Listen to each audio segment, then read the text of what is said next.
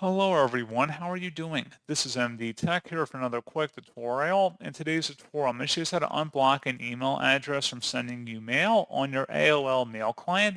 So this should hopefully be a pretty straightforward process here, guys. And without further ado, let's go ahead and jump straight into it. So all you have to do is open up AOL and select the settings gear button up at the top right. Go down and select more settings. On the left panel now, select security and privacy. And any email address that are listed underneath blocked addresses, just click the little trash bin icon to remove it or to delete the blocked sender.